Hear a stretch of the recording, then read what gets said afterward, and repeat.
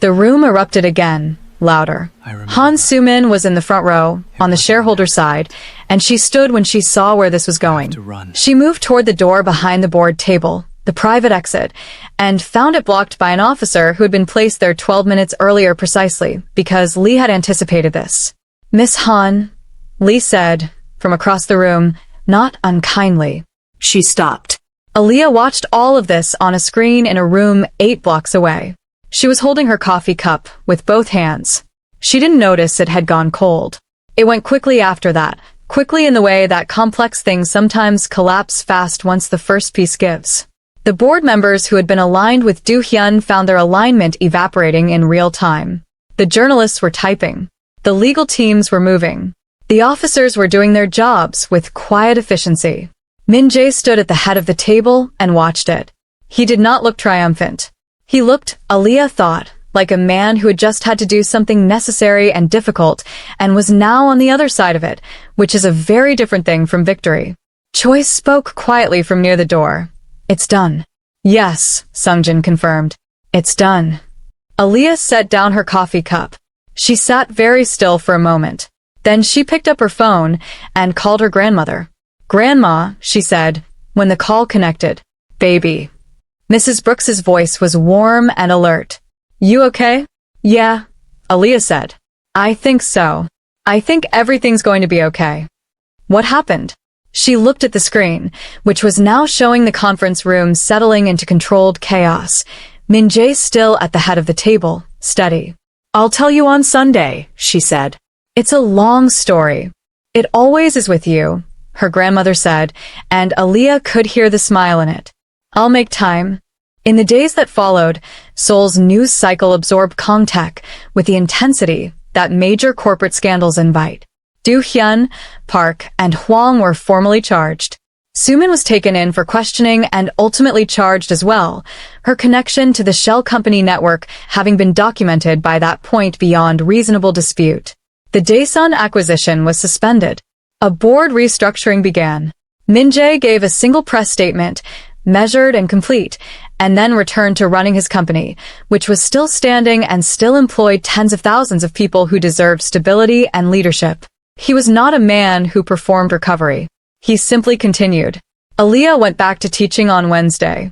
Her students had spent 2 days hearing pieces of the KangTech story through their parents and social media, and several of them looked at her with a slightly different kind of attention that she noticed and didn't entirely know what to do with. "Teacher," said Kim Jae-woo, the girl who gave remarkable presentations, raising her hand mid-lesson. "Is it true you saved the KangTech CEO?" Aaliyah looked at her for a moment. "Where did you hear that?" "My mom said." "Your mom says a lot of things. She's usually right." Aaliyah sighed very slightly. "What I did," she said carefully, "was help someone who needed help. That's it. Can we please get back to the conditional sentences?" "But teacher..." Jae-woo. Jae-woo subsided, though she didn't look satisfied. After class, one of the quieter boys, Park Seon-ho, who rarely spoke and always listened, came to her desk as she was packing up. He stood there for a moment, looking at his shoes. "Teacher," he said. "Yes." "Was it scary?" She looked at him. 12 years old. Eyes very serious under his school uniform. "Yes," she said honestly. "Parts of it were scary." "Why did you do it then?" She thought about it. "Because being scared doesn't mean you shouldn't do something," she said. "It just means you do it scared." He looked at her for another moment, absorbing this. "Okay," he said. Then he walked out. She stood in the empty classroom for a moment, listening to the hallway sounds, and thought that this was probably the most useful thing she had communicated all week. 3 months later, in February, on a Tuesday morning with a sky the specific clear blue that Seoul reserved for its best winter days, KangTech Industries hosted a launch event for the Bridges International Scholarship Program at a small conference venue in Mapogu. The program was Min-Jae's, though he had been careful not to frame it that way publicly. It funded international students pursuing careers in healthcare, nursing, medicine, public health, with priority given to candidates who had faced financial barriers to completing their education. The first cohort was 12 students from 7 countries. The program was designed to run for 10 years at minimum and to expand. The room was not enormous. 100 people, roughly. The scholarship recipients sat in the front 2 rows, some of them barely older than Aaliyah, some of them looking exactly the way she remembered feeling when she had believed nursing school was something she might actually be able to afford. Aaliyah sat at the edge of the front section. She had spent 3 weeks helping design the evaluation criteria for the scholarship selection process, working alongside Min-Jae's foundation team in the evenings after her cafe shifts, her final cafe shifts as it turned out, because she had given notice to Mrs. Park the previous week. Mrs. Park had responded by making her a full pot of coffee and telling her she was making the right decision, which was the most generous thing Mrs. Park had ever said to anyone. She was going back to nursing school. She had been accepted to a dual enrollment program, online coursework from her American nursing program, clinical hours at a Seoul hospital that had agreed to a new partnership. She would be a registered nurse in approximately 26 months if she worked at her current pace, which she would. Min-Jae stood at the front of the room. He looked, as he always looked, like himself, contained, precise, unhurried. But there was something different in how he stood at a podium now compared to the photographs she had found on her phone screen in a hospital waiting room. Something had been laid down that had been heavy. Not all of it. Grief for a betrayal like that doesn't resolve in 3 months. The paramedics moved efficiently. They asked her questions in rapid Korean, and she answered in a combination of Korean and English that was clumsy but accurate. She told them what she had observed. Shallow breathing. Weak pulse. The discoloration in his lips. The dark stain on his coat sleeve that she now understood was blood, though there was no obvious wound she could see. She also told them what she had not told herself fully yet. Something about this didn't feel right. He hadn't fallen. He hadn't stumbled. A man doesn't end up in a position like that from a simple collapse. His body had been placed, or he had crawled. And the words he had said to her, "Don't let them find me," those were not the words of a man who had simply worked too hard. She rode in the ambulance because the paramedics asked her to, because she was the only one who had information about what she had found. She sat in the corner and watched them work and kept her face very calm, the way she had learned to do in her nursing courses, because calm faces in medical situations help other people stay calm, and that is always worth doing. At the hospital, things moved quickly. He was taken into a treatment area. She was asked to wait. She sat in a plastic chair in a hallway that smelled like antiseptic and fluorescent light, her wet clothes slowly soaking the seat beneath her. She filled out a form with what she knew, which wasn't much. She had not looked for identification. She hadn't thought about it. 40 minutes later, the hallway changed. It happened gradually, and then all at once. First 2 men in suits appeared, moving fast, speaking into earpieces. Then 4 more. Then a group of people in business clothing who moved with the particular intensity of people who are used to every room rearranging itself around them. Then cars outside the hospital entrance, large ones, black, arriving in a line. Then the reporters. Aaliyah didn't understand the first few things she overheard. Her Korean was good for cafe conversations and classroom instructions, but rapid, panicked executive speak was a different register entirely. She caught fragments. She caught a name. Kang Min-Jae. She heard it 3 times before she thought to look it up on her phone. The search results loaded, and she sat very still for a moment. Kang Min-Jae. 38 years old. CEO of KangTech Industries, one of South Korea's largest technology companies. Net worth estimated at several billion USD. Named in 3 consecutive years to Forbes Asia's most influential executives list. Photographed at government summits, charity galas, shareholder meetings. In every photograph, the same expression, composed, deliberate, the face of someone who had never once been caught off guard. She looked at the photograph on her screen. Then she looked toward the treatment area. The man in the alley. The expensive shoes. The blood on the sleeve. She stood up very quietly, thanked the nurse who had spoken to her most kindly, and walked out through a side exit before anyone thought to ask for her name. She did not sleep well that night, and the nights after weren't much better. She went to work on Monday because she always went to work. Her students were studying conditional sentences, and they were struggling with the difference between if I were and if I was, which was a fair struggle because English was honestly not consistent about it, and she spent 40 minutes explaining the subjunctive mood to 23 people who mostly just wanted to know which answer would be on the test. She checked the news on her lunch break. The headline read, KangTech CEO Kang Min-Jae hospitalized. Sources say extreme exhaustion and overwork. She read it twice. She thought about the gray color of his lips. She thought about the blood. She thought about the way his body had been positioned in that alley. She thought about those 5 words, "Don't let them find me," and what kind of exhaustion produces that particular sentence. She put her phone away and went back to class. But she kept thinking about it. She couldn't stop thinking about it, and not simply because she was curious. She had spent 2 years of nursing school learning that the difference between what a patient's body is telling you and what someone wants you to believe can sometimes be the difference between life and death. She had learned to notice when those 2 things don't match. They did not match here. Not even close. Kang Min-Jae woke up on Sunday morning with an 4 in his arm, a headache that felt geological in its depth and breadth, and no memory of how he had arrived at Seoul National University Hospital. He lay still for a moment and assessed. This was a habit he had developed early before acting. Understand your situation completely. The ceiling was hospital. The smell was hospital. The sounds were hospital. He was in a private room, large, with a window showing a pale gray sky. Security outside his door. He could hear the shift change. Someone had placed a phone and a tablet on the side table, which meant someone knew he would want them immediately. He tried to remember the previous night. He remembered leaving KangTech's secondary office, building on Tehran Row, after 11. He remembered declining his driver because he had wanted to walk. He often walked at night when he needed to think clearly, and he had needed to think very clearly.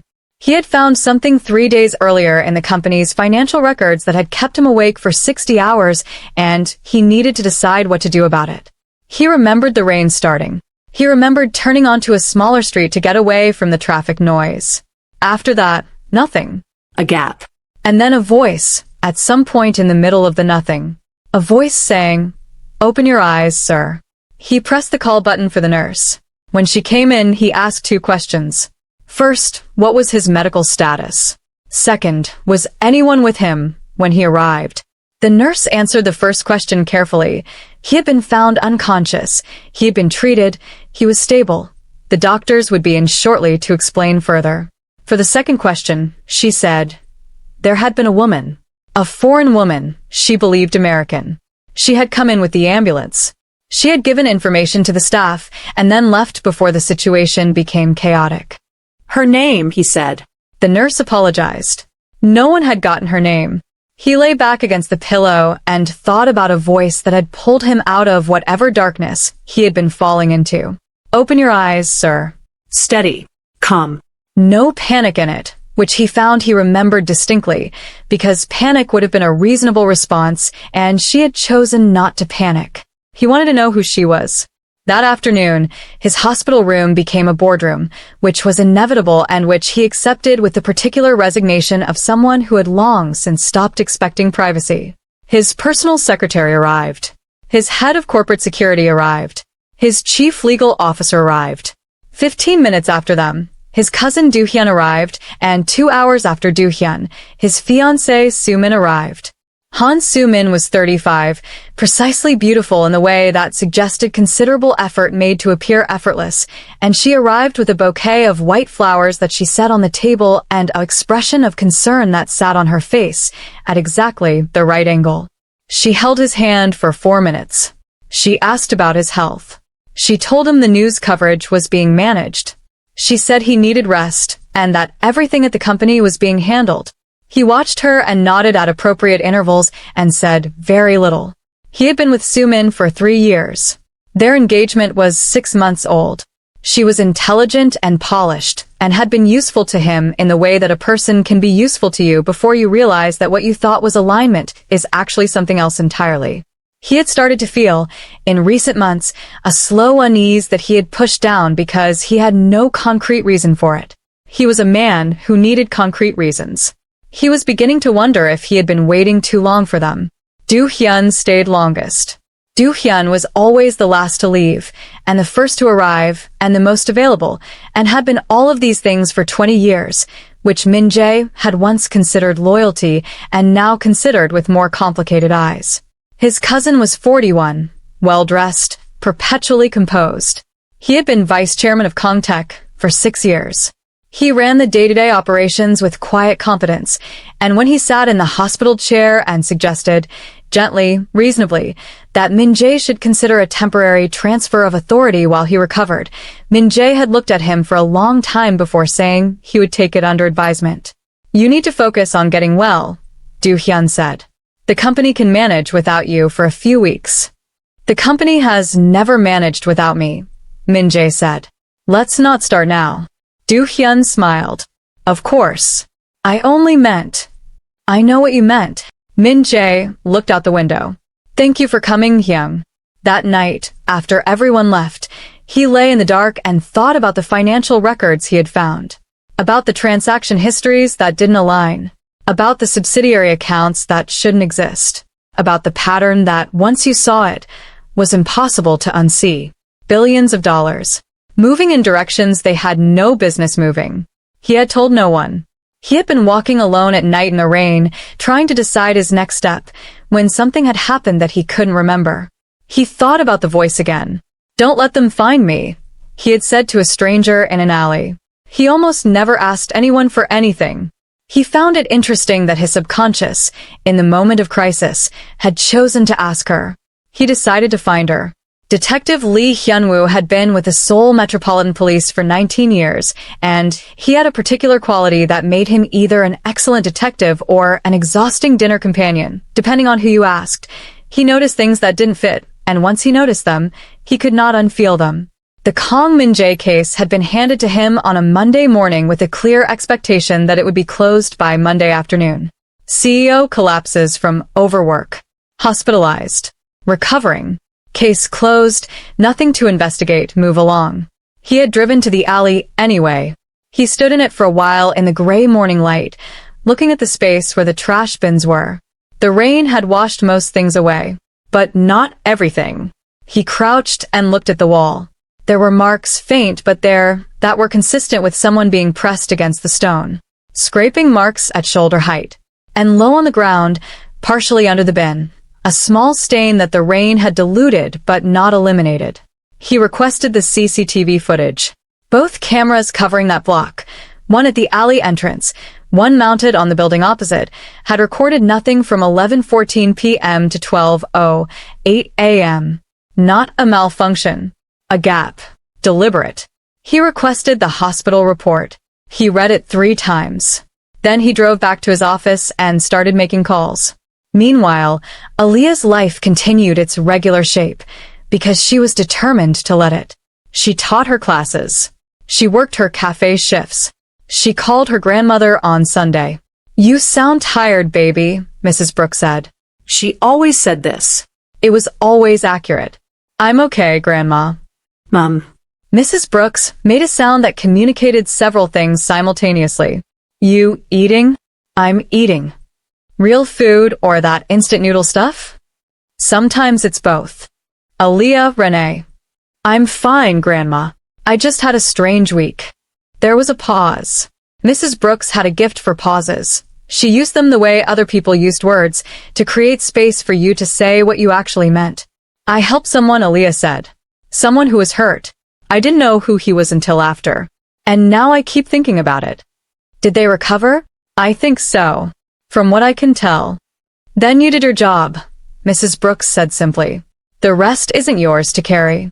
"What if it's more complicated than that?" Another pause. "Is it more complicated than that?" Aaliyah looked out her apartment window at the Seoul skyline, all lit up and indifferent. "I think someone hurt him on purpose, Grandma, and I think they know I was there." A silence that felt different from the pauses. "Then you be careful," Mrs. Brooks said. Quietly, but very clearly. "You be smart and you be careful. And you don't do anything alone." "I know. Do you?" She thought about the apartment. About coming home 2 nights ago, to find the door unlocked. She was certain she had locked it. She had gone through every room carefully, and everything had looked normal, Everything was in place, except, and this was the part that had kept her awake, the jacket and jeans she had worn that night were gone from her laundry pile. Just those. Nothing else. She hadn't told her grandmother that part. "I know," she said again. "I'll be careful." Kang Min-Jae left the hospital after 4 days, against medical advice, which was not a surprise to anyone who knew him. He returned to his penthouse apartment in Gangnam with a security team that had been doubled and a schedule that had been cleared, and for 48 hours he appeared, to the outside world, to be resting. What he was actually doing was working, which for him was indistinguishable from resting. He called his most trusted investigator, a former intelligence officer named Oh Sung-jin who had worked for him privately for 6 years and who communicated exclusively through encrypted channels and face-to-face meetings in locations that rotated on a schedule only the two of them knew. He gave Sung-jin 2 tasks. The first was to continue the financial investigation he had already started, quietly, with absolute discretion, leaving no trace that could be found. The second task was to find a woman, foreign, American, black woman, approximately early to mid-20s. She had been in the alley. She had accompanied him to the hospital. She had left before anyone could identify her. Sung-jin asked how he wanted to proceed when she was found. "I want to meet her," Min-Jae said. "Privately. Not official. Not like any of this." He paused. She was kind to someone she didn't know, in the rain in the middle of the night. "I'd like to thank her." Sung-jin said he would handle it. The bookstore was called Itaewon Books and it occupied a warm, narrow space on a hill near the Hamilton Hotel that smelled like old paper and mild coffee. It sold books in 12 languages, including English, and Aaliyah had discovered it in her first month in Seoul when she was desperately homesick and needed something that felt familiar. She came on her days off and sometimes stayed for 2 hours, reading in the English section and occasionally buying things she could not afford and never regretted.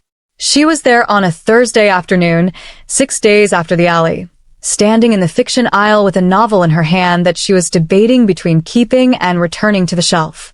She didn't notice the man who came in until he was several feet away, and by then the moment of noticing had already passed its natural window, so she just noted him peripherally. Tall, dark coat, the quality of stillness that some people carry, and went back to reading the back cover. Then he spoke. "Excuse me." His English was careful and precise, without much of the accent she was used to hearing. "Is that one worth reading? I've been considering it." She looked up. He was looking at the book in her hand, not at her face. His expression was neutral and polite, and there was nothing in it that should have made her feel anything. She opened her mouth to answer, and then he looked at her directly, and something shifted in his face. Not dramatically. Nothing you could photograph, but she saw it. She looked at him more carefully. The composure. The precision. Something in the structure of his face that she had seen in a photograph on a hospital hallway phone screen. "So," she said, and her voice came out steadier than she expected. "You're alive." He was quiet for a moment. "Because of you," he said. She looked around the store automatically. Not quite fear, more the trained awareness of someone who had been thinking about being watched for 6 days. The store was quiet. A student in the corner. An older woman near the front. Nothing that felt wrong. She looked back at him. "How did you find me?" "Carefully," he said. "And not easily." "That's not reassuring." "I know. I'm sorry." He paused. "I wanted to thank you. I haven't been able to stop thinking about it. I wanted to." He stopped, as if the sentence had gone somewhere he hadn't planned. She waited. "I wanted you to know that I remember," he said finally. "What you said." "It was the only thing I remembered. From all of it." She put the book back on the shelf. She looked at this man, this billionaire, this CEO, South Korea's most powerful executive, standing in a small bookstore in Itaewon in a dark coat, looking slightly uncertain in a way that she suspected was completely foreign to him. "I was a nursing student," she said, "before I came here. Old habit. You see someone who needs help, you help them. You didn't know who I was." "I didn't know who you were," she confirmed.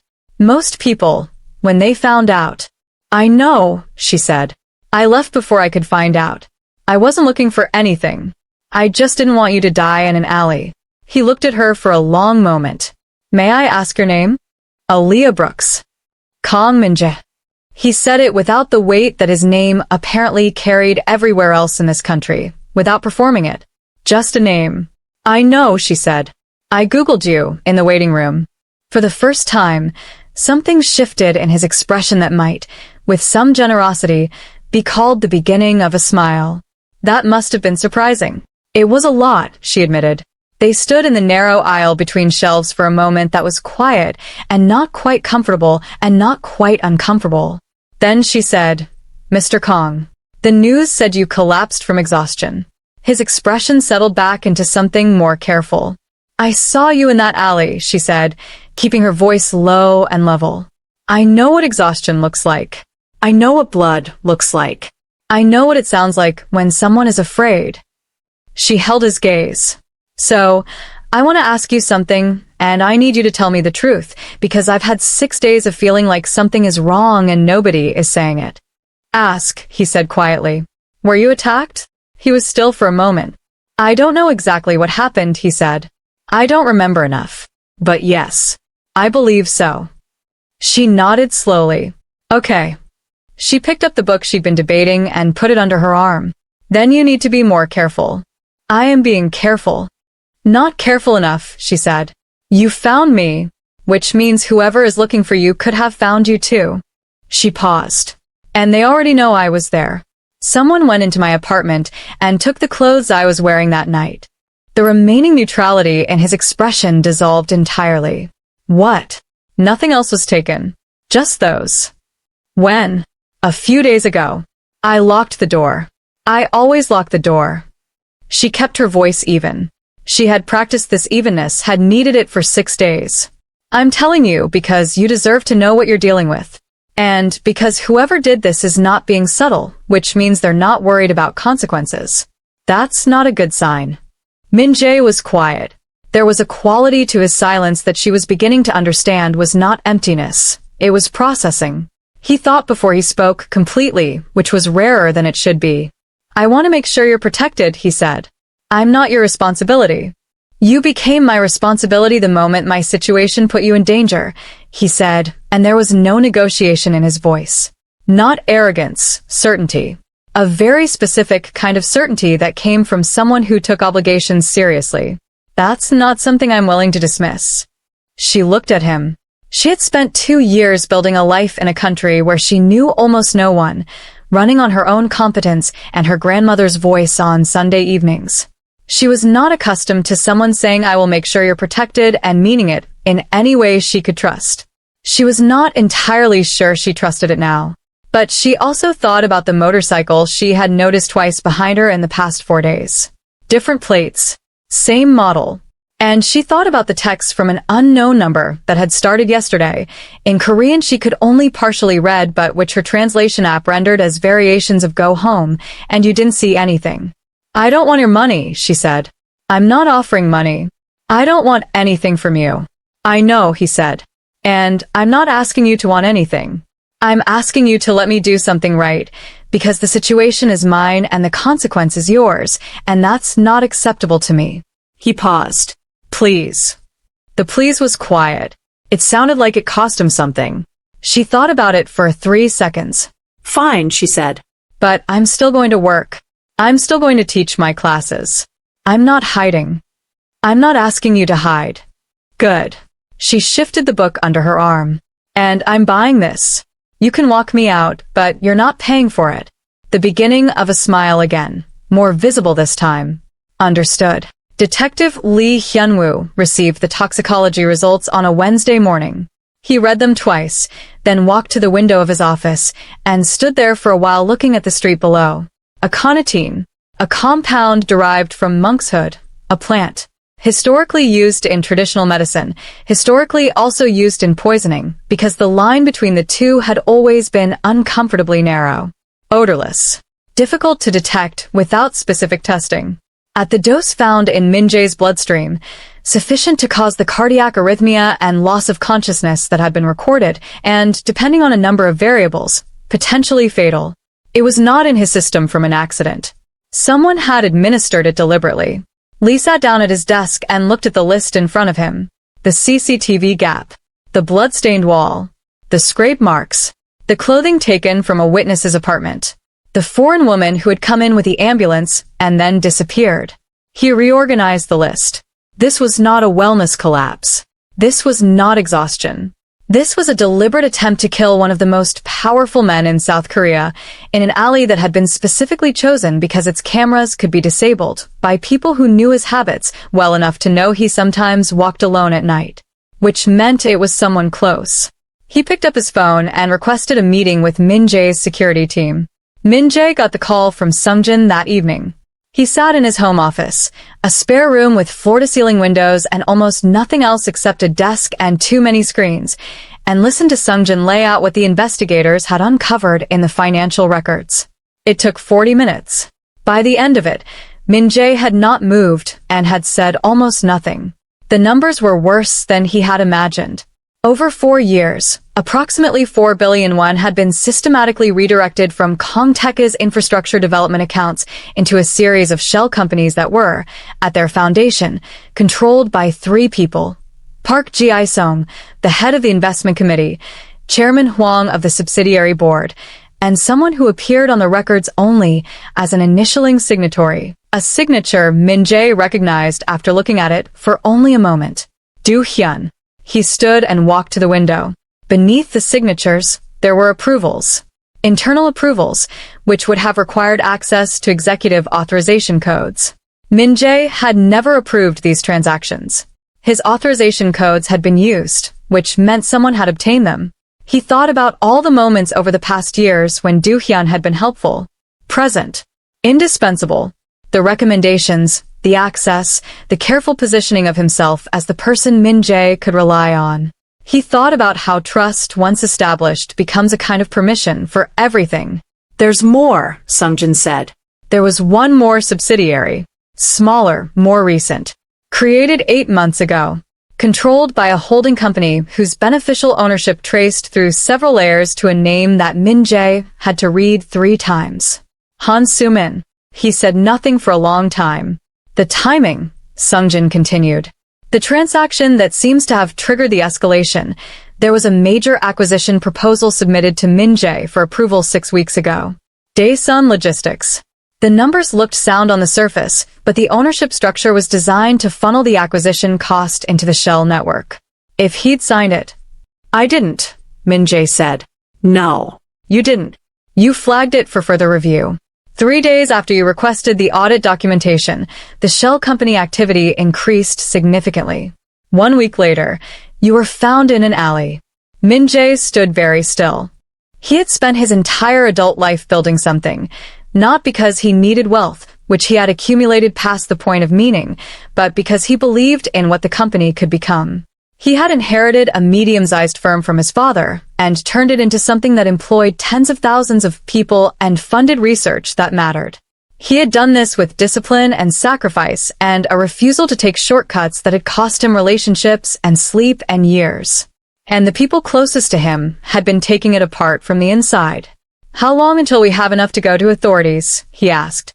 2, maybe 3 weeks, Sungjin said. If we move now, it's not airtight. They'll have time to erase things. Then we wait, Min-Jae said. And we compile everything. I want it so complete that there's no room for alternative interpretation. Every transaction, every approval, every communication. And in the meantime, we say nothing. We act normally. I return to work next week, and I behave like a man who collapsed from overwork and is recovered. He paused. And I don't sign anything. Do-hyun will push for the Daesun approval. I know, Soo-min. I know, he said again, very quietly. I know. Aaliyah noticed the motorcycle again on Friday. She was walking from the subway to Hangbok Middle School at 7:45 in the morning, broad daylight, busy street, and she spotted it idling on the opposite side of the road, too far away to see the rider clearly. When she changed direction to take a different entrance to the school building, it moved to maintain the same distance. She went inside without looking back. At lunch, she sent a message to the number Min-Jae's security officer, a quiet, efficient man named Director Choi, had given her. She described the motorcycle, gave the time and location. said she was fine. Choi responded within 4 minutes. The motorcycle was traced to a rental company. The rental had been made under a name that did not correspond to a real person. They would keep monitoring. That evening, after her cafe shift, she walked to a small sundubu-jjigae restaurant she liked on a side street in Jongno and found Min-Jae already there, sitting in the corner with a cup of tea and a book, dressed in clothing that would not cause anyone to look twice. She was beginning to understand, an extraordinary ability to occupy space quietly. Most powerful people she had encountered, even in small ways, threw something off, an energy, a gravitational pull. He sat in that restaurant like he had nowhere else to be and no particular status to protect. She sat across from him. "You okay?" he asked. "I'm fine." She picked up the menu out of habit even though she always ordered the same thing. "Tell me something. What would you like to know? What do you actually think happened?" She set the menu down. "Not what you can prove. What do you think?" He was quiet for a moment. "Someone in my company wanted me gone. I discovered financial crimes. I refused to approve something that was designed to make those crimes bigger. And they decided that was a problem they needed to solve." She looked at him. "Someone close to you?" "Yes." "How close?" He met her eyes steadily. "Very." She absorbed this. "I'm sorry," she said. "Don't be. I'm saying it anyway." She looked at the table. "That's a different kind of hurt from being hurt by a stranger." She stopped. "It's a rearrangement," he said, "of everything you believed was stable." He said it in a way that was precise rather than emotional, but she heard what lived under the precision. "Yes," she said.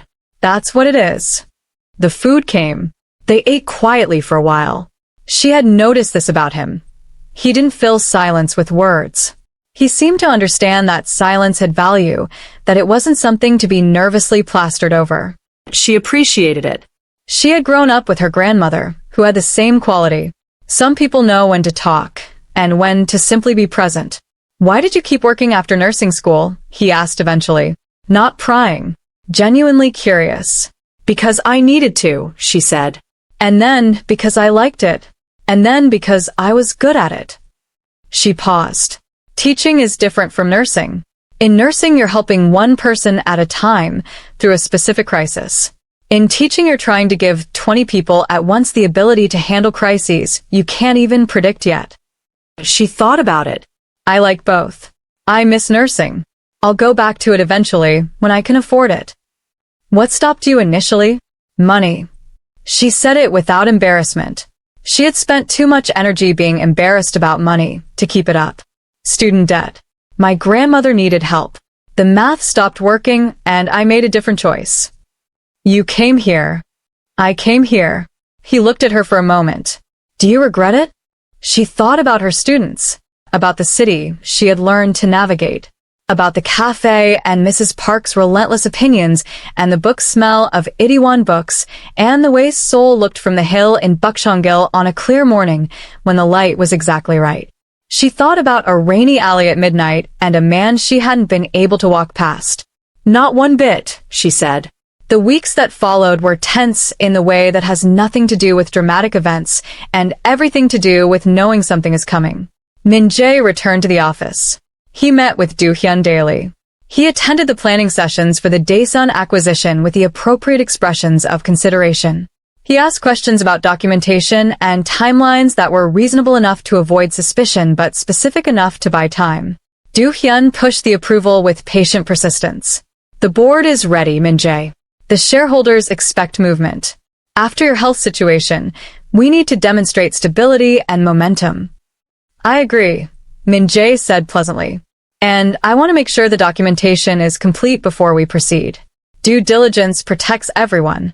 Do-hyun smiled. "Of course. Take the time you need." Sumin called every day.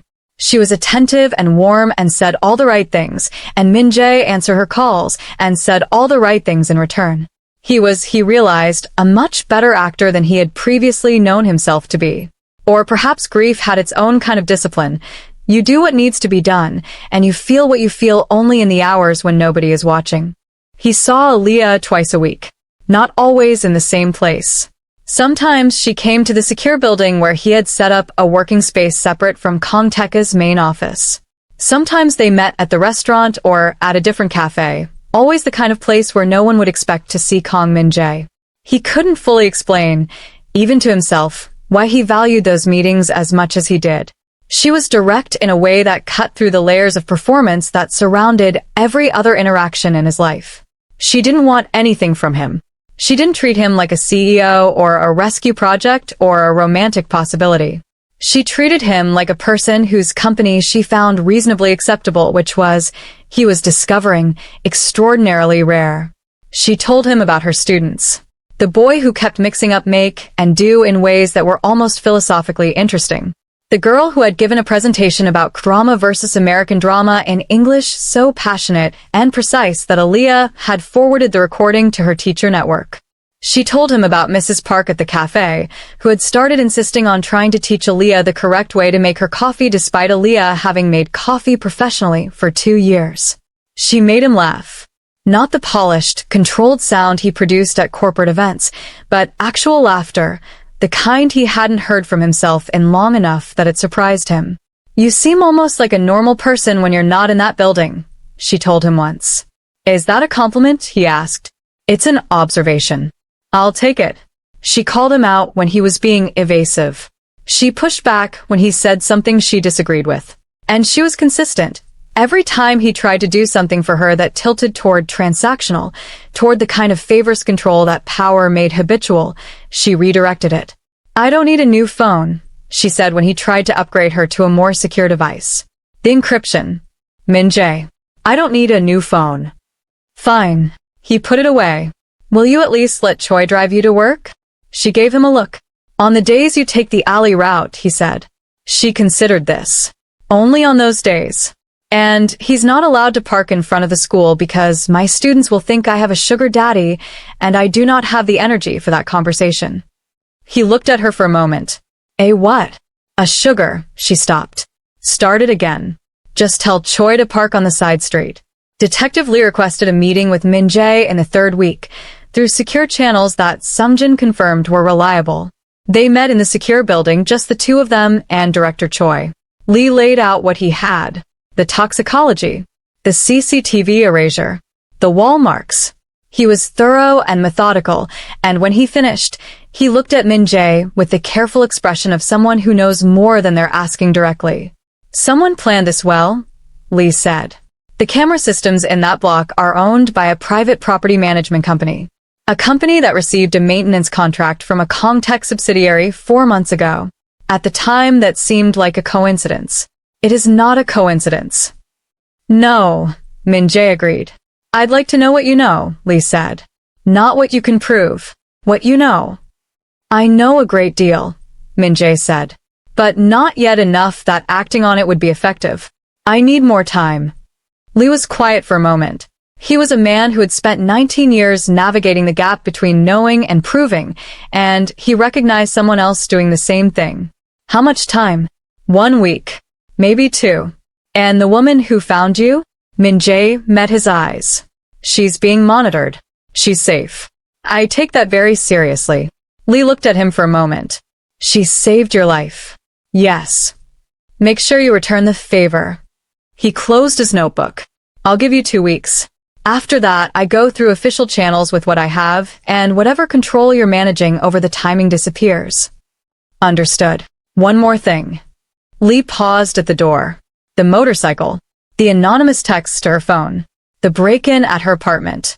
Whoever you're protecting your investigation from is already nervous. Nervous people make mistakes. But they also escalate. He looked back.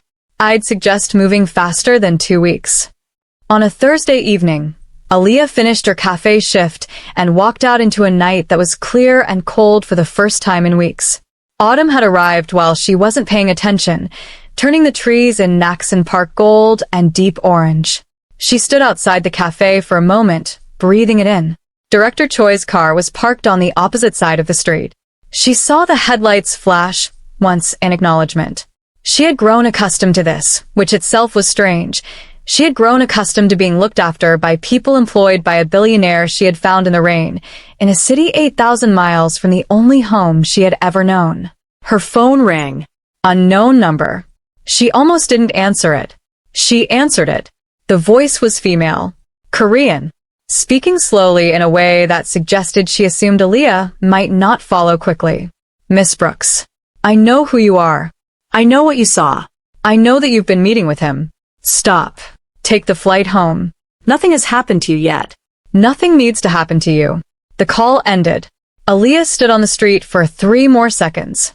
Then she walked to Choi's car and knocked on the window. I just got a phone call, she said, when he opened the door. You need to hear it. The call accelerated everything. Min-Jae called Sungjin. They needed to be ready in 5 days, not 2 weeks.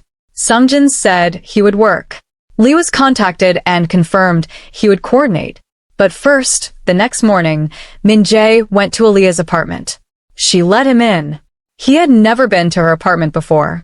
It was small and warm and crowded with books and papers and the particular organization of someone who had made maximum use of minimal space. There was a photograph on the wall of a woman he didn't recognize, older, with a tremendous quality of steadiness in her face. My grandmother, Aaliyah said, when she saw him looking. He nodded. He sat at the small kitchen table she indicated, and she made coffee with the efficiency of someone who had made professional quantities of it, and she set it in front of him and sat across from him and folded her hands on the table. Tell me everything, she said. Not what you've told me in pieces. All of it. He told her. It took a long time. He laid out the financial scheme, the subsidiaries, the fake approvals, the acquisition trap, the poisoning, what Sungjin had found, what Lee had confirmed. He told her about Do-hyun. He told her about Soo-min. Her face moved through several things while he spoke. Focus, comprehension, a steady anger that she controlled but didn't suppress, and something that might have been sadness, not for herself, but for him.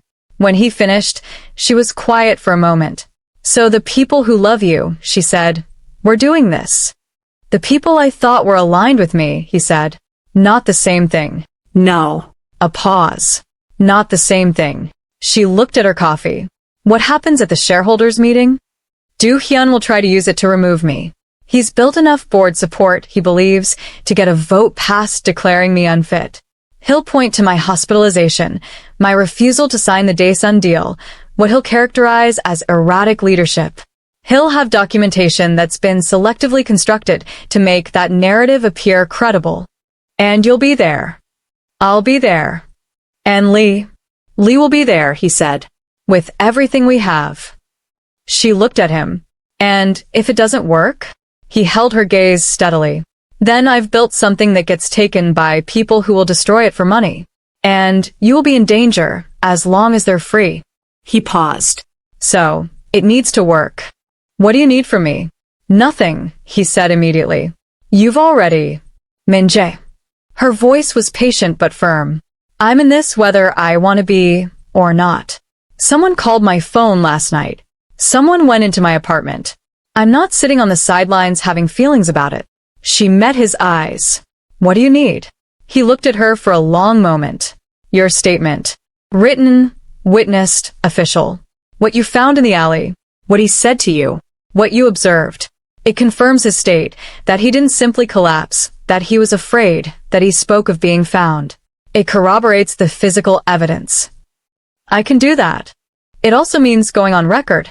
Your name becomes part of this officially. My name is already part of this unofficially, she said. At least this way it counts for something. He looked at her for a moment. You don't have to. I know I don't have to, she said, in a tone that settled the discussion. He was quiet. You keep trying to protect me from things I've already decided, she said. That's kind. But I'm not someone who changes her mind because something got harder. I made a choice in that alley, and I'm making a choice now. The reason is the same. What reason? She looked at him steadily. Because it's right. That's the only reason I need. He looked at her for what felt like a very long moment. And then he said, very quietly, Thank you. Stop thanking me, she said. Drink your coffee. The shareholders' meeting of KangTech Industries was scheduled for a Tuesday morning in November. The conference room on the 43rd floor of the KangTech Tower in Gangnam could hold 300 people, and on that morning it held close to 250 board members, shareholders, executives, legal representatives, and 6 financial journalists who had been given press passes through official channels. The room had glass walls on 2 sides and a view of Seoul that on a clear day was extraordinary, and on this particular day was gray and dramatic with incoming clouds. Aaliyah watched it on a live stream feed on her laptop in the secure building, where Director Choi stood near the door and Sungjin sat at another terminal monitoring communications. Do-hyun opened the meeting. He was composed, thorough. He spoke about the company's recent challenges, the CEO's health situation, the delay on the Daesun acquisition, the uncertainty affecting investor confidence. He spoke about continuity, stability, leadership in times of crisis. He spoke about the board's responsibility to the company's future. Then he moved to the vote. Given the medical evidence, he said, and the pattern of behavior we've observed in the past several months, I am submitting to this board, formally and with great personal regret, a motion to temporarily relieve CEO Kang Min-Jae of his executive authority pending a comprehensive review of his fitness to lead. The doors at the back of the conference room opened. Aaliyah leaned forward. Detective Lee Hyun-woo walked in. Behind him, 2 officers. Behind them, Sungjin and Min-Jae's legal team. Min-Jae, who had been sitting at the head of the table in complete stillness, stood. He did not raise his voice. He never raised his voice. Before that vote is recorded, he said, I'd like to submit some documentation to the board. Do-hyun's composure cracked at its edges. Just slightly. Just enough. This is irregular. Yes, Min-Jae said. What's been done to this company is quite irregular. Let's discuss it. The screens in the conference room, which had been set for the Daesun presentation, switched. Financial records appeared. Transaction histories. Shell company structures. Authorization signatures. All of it organized with the precision that Sungjin had spent 4 weeks perfecting, clear, sequential, and devastating. The room erupted. Do-hyun stood. These documents are fabricated. They are original files recovered from KangTech's own servers, Min-Jae said, still calm. Each transaction is time-stamped. Each authorization is verified. The signatures are yours. I want my legal. Detective Lee, Min-Jae said. Lee stepped forward with 3 officers. Kang Do-hyun, Park Ji-sung, Hwang Byung-chan. You're requested to come with us. The room erupted again, louder. Han Soo-min was in the front row, on the shareholder side, and she stood when she saw where this was going.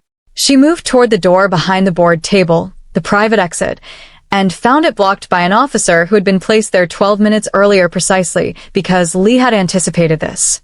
Miss Han, Lee said, from across the room, not unkindly. She stopped. Aaliyah watched all of this on a screen in a room 8 blocks away. She was holding her coffee cup with both hands. She didn't notice it had gone cold. It went quickly after that, quickly in the way that complex things sometimes collapse fast once the first piece gives. The board members who had been aligned with Do-hyun found their alignment evaporating in real time. The journalists were typing. The legal teams were moving. The officers were doing their jobs with quiet efficiency. Min-Jae stood at the head of the table and watched it. He did not look triumphant. He looked, Aaliyah thought, like a man who had just had to do something necessary and difficult and was now on the other side of it, which is a very different thing from victory. Choi spoke quietly from near the door. It's done. Yes, Sungjin confirmed. It's done. Aaliyah set down her coffee cup. She sat very still for a moment. Then she picked up her phone and called her grandmother. Grandma, she said, when the call connected. Baby. Mrs. Brooks's voice was warm and alert. You okay? Yeah, Aaliyah said. I think so. I think everything's going to be okay. What happened? She looked at the screen, which was now showing the conference room settling into controlled chaos. Min-Jae still at the head of the table, steady. I'll tell you on Sunday, she said. It's a long story. It always is with you, her grandmother said, and Aaliyah could hear the smile in it. I'll make time. In the days that followed, Seoul's news cycle absorbed KangTech with the intensity that major corporate scandals invite. Do-hyun, Park, and Hwang were formally charged. Sumin was taken in for questioning and ultimately charged as well, her connection to the shell company network having been documented by that point beyond reasonable dispute. The Daesun acquisition was suspended. A board restructuring began. Min-Jae gave a single press statement, measured and complete, and then returned to running his company, which was still standing and still employed tens of thousands of people who deserved stability and leadership. He was not a man who performed recovery. He simply continued. Aaliyah went back to teaching on Wednesday. Her students had spent 2 days hearing pieces of the KangTech story through their parents and social media, and several of them looked at her with a slightly different kind of attention that she noticed and didn't entirely know what to do with. "Teacher," said Kim Jae-woo, the girl who gave remarkable presentations, raising her hand mid-lesson. "Is it true you saved the KangTech CEO?" Aaliyah looked at her for a moment. "Where did you hear that?" "My mom said." "Your mom says a lot of things. She's usually right." Aaliyah sighed very slightly. "What I did," she said carefully, "was help someone who needed help. That's it. Can we please get back to the conditional sentences?" "But teacher." Jae-woo subsided, though she didn't look satisfied. After class, one of the quieter boys, Park Seon-ho, who rarely spoke and always listened, came to her desk as she was packing up. He stood there for a moment, looking at his shoes. "Teacher," he said. "Yes." "Was it scary?" She looked at him. 12 years old. Eyes very serious under his school uniform. "Yes," she said honestly. "Parts of it were scary." "Why did you do it then?" She thought about it. "Because being scared doesn't mean you shouldn't do something," she said. "It just means you do it scared." He looked at her for another moment, absorbing this. "Okay," he said. Then he walked out. She stood in the empty classroom for a moment, listening to the hallway sounds, and thought that this was probably the most useful thing she had communicated all week. 3 months later, in February, on a Tuesday morning with a sky the specific clear blue that Seoul reserved for its best winter days, KangTech Industries hosted a launch event for the Bridges International Scholarship Program at a small conference venue in Mapogu. The program was Min-Jae's, though he had been careful not to frame it that way publicly. It funded international students pursuing careers in healthcare, nursing, medicine, public health, with priority given to candidates who had faced financial barriers to completing their education. The first cohort was 12 students from 7 countries. The program was designed to run for 10 years at minimum and to expand. The room was not enormous. 100 people, roughly. The scholarship recipients sat in the front 2 rows, some of them barely older than Aaliyah, some of them looking exactly the way she remembered feeling when she had believed nursing school was something she might actually be able to afford. Aaliyah sat at the edge of the front section. She had spent 3 weeks helping design the evaluation criteria for the scholarship selection process, working alongside Min-Jae's foundation team in the evenings after her cafe shifts, her final cafe shifts as it turned out, because she had given notice to Mrs. Park the previous week. Mrs. Park had responded by making her a full pot of coffee and telling her she was making the right decision, which was the most generous thing Mrs. Park had ever said to anyone. She was going back to nursing school.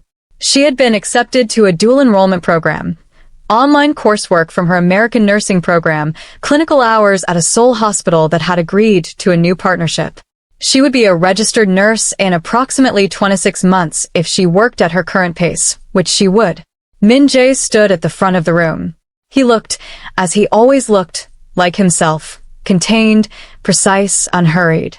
But there was something different in how he stood at a podium now compared to the photographs she had found on her phone screen in a hospital waiting room. Something had been laid down that had been heavy. Not all of it. Grief for a betrayal like that doesn't resolve in 3 months. But something. He spoke about the company's recovery and its new commitments. He spoke about structural changes.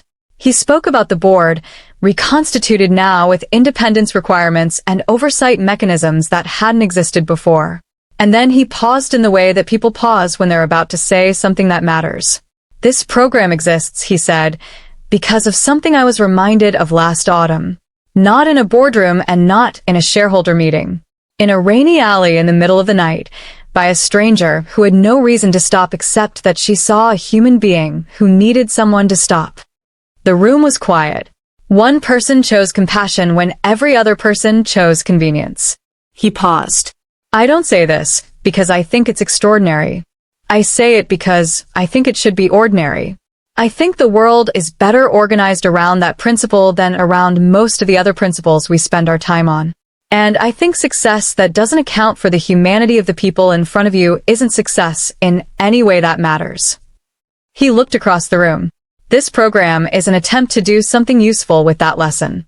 To fund the people who will spend their lives choosing to stop in hospital wards and clinics and community centers and places I'm not imaginative enough to predict yet. It is the most important thing KangTech has funded. I expect to be held to that. Applause. Real applause, not the polished corporate kind. Aaliyah sat with her hands in her lap and felt something move through her that she couldn't quite name. Not happiness exactly, something bigger than happiness, something that included everything. The debt and the rain and the alley and her students and the months of fear and trust being built and nursing school waiting on the other side of 26 months of work. She thought about her grandmother. She would call on Sunday. She had so much to say. After the ceremony, standing in the corridor where the light came through the windows in long late morning bars, Min-Jae found her. How do you feel? He asked. She thought about it honestly. Like, I have a lot of work to do. Is that good? For me? Yes. She looked at him. You did something real today. We did, he said. The criteria framework you built is what makes this functional rather than performative. I need you to know that. You're going to keep trying to give me credit for things. Only when it's accurate. She smiled. It came easily, more easily than things had come for a while, and she noticed this in the way you notice when something that was heavy has gotten lighter. Not gone. Just different. What happens now? She asked. He looked at her for a moment. The question sat in the air between them with more weight than its 4 words contained. What happens to the scholarship program? What happens to KangTech? What happens to 2 people who met in an alley in the rain and had somehow, by the particular geometry of one impossible night, ended up here? I don't know everything, he said finally. And there was something in the admission that was very deliberate from a man for whom not knowing had always been uncomfortable. But I'd like to find out. She looked at him. Outside the corridor window, February Seoul went about its business. Cars and pedestrians and the distant geometry of buildings in clear, cold light. Her students were in class at this exact moment. The scholarship recipients were in the next room, talking to each other with the tentative excitement of people who have just been told that a door they thought was closed is open. Her grandmother was in Chicago with her morning coffee, watching the news, waiting for Sunday. That's a reasonable position, Aaliyah said. They walked out of the building together into the winter light, and neither of them was entirely sure what came next, and that was fine. That was, in fact, more than fine. The future had shape, and the shape included possibility, which was something neither of them had felt with full confidence in a very long time. And somewhere in Jongno-gu, 23 middle schoolers were studying English conditional sentences, some of them learning correctly, and some of them getting it gloriously wrong, and all of them being taught by a woman who had once crouched in a rainy alley and said, "Open your eyes," to a stranger, and meant it with her whole heart, and changed everything by not walking past. If this story moved you the way it moved us to write it, if you stayed until the last line, if you felt Aaliyah's courage or Min-Jae's quiet strength or that particular kind of hope that lives on the other side of a hard thing, please take a second right now and hit the like button. It takes 1 second, and it means everything for stories like this to find the people who need them. And if you're new here, subscribe. We tell stories about ordinary people doing extraordinary things, about courage in unexpected places, about the human connections that survive the worst circumstances. Every week, a new story. You don't want to miss them. Drop a comment below. We read every single one. Tell us, what would you have done if you were Aaliyah? Would you have stopped? Would you have stayed? We'll see you in the next one.